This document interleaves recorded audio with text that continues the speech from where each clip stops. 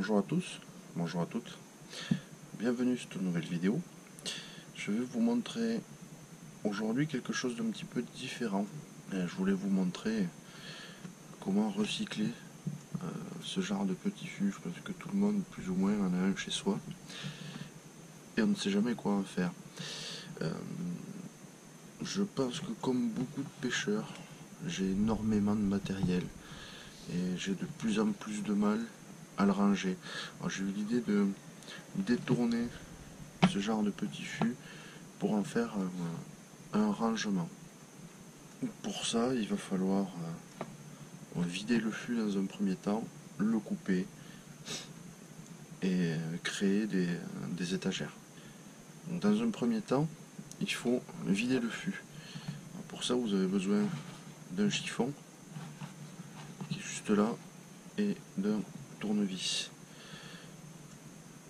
Forcément, quand je dis vider le fût, vous allez l'utiliser, le boire, sauf qu'à un moment, vous n'aurez plus assez de bière pour pouvoir la consommer. Mais il va rester au fond du fût toujours un petit peu de pression et un fond de bière. Si vous l'ouvrez comme ça, sans enlever le reste de pression, vous risquez d'avoir un problème. Donc il faut finir de le vider avec la pointe du tournevis. Il suffit de se mettre juste au milieu. Alors mettez le chiffon par-dessus et après vous appuyez.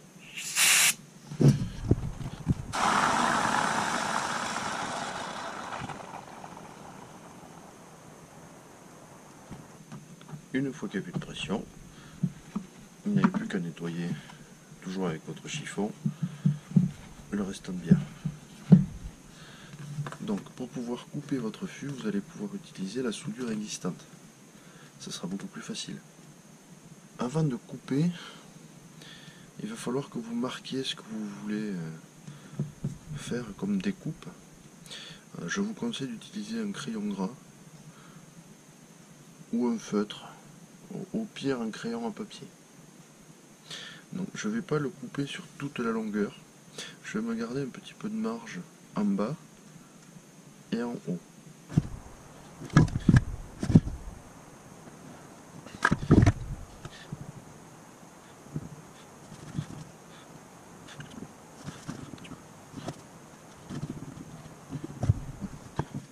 Une fois que vous avez pré-tracé, il faut utiliser une petite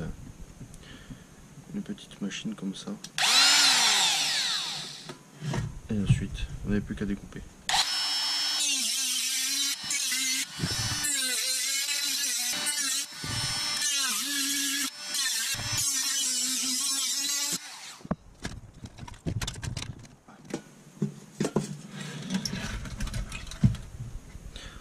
Vous pouvez voir comment est fait l'intérieur du fût.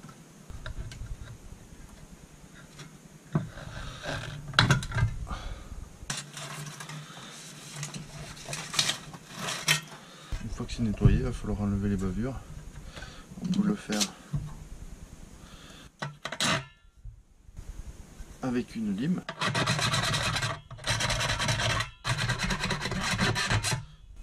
Ça risque d'être un petit peu long. Ou alors vous pouvez prendre une Dremel.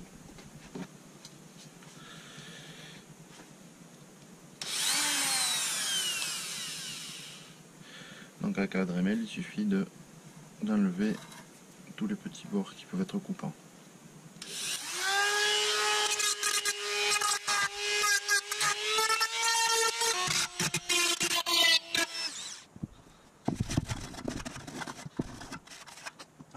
Quand vous passez les mains, il ne faut pas que ça vous blesse nulle part. Je vais passer un petit coup là.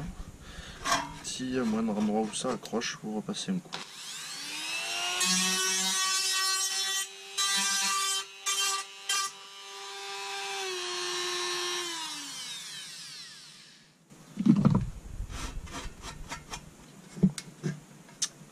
Maintenant, il ne reste plus qu'à réaliser des supports refaire des étagères pour que vous puissiez ranger leurs accessoires, peut-être plombés. Pour faire vos étagères, je vous conseille de les faire en médium, quelque chose qui coûte très peu cher et qui a une bonne résistance. Après, si vous avez d'autres bois, rien ne vous empêche de le faire dans des chutes de sapin ou ce que vous avez. Il suffit de marquer donc en crayon à papier sur votre médium.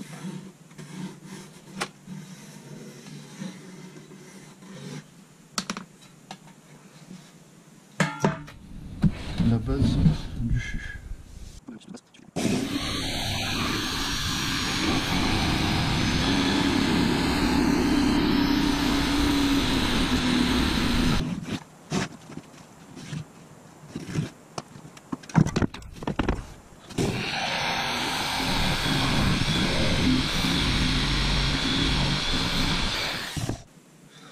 En utilisant donc du MDF de 9 mm, ça vous permet ici d'avoir un petit débord, ce qui empêchera les objets que vous mettrez de basculer. Ça reste bloqué dedans.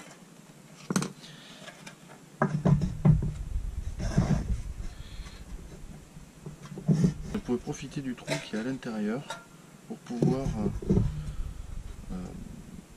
suspendre votre présentoir.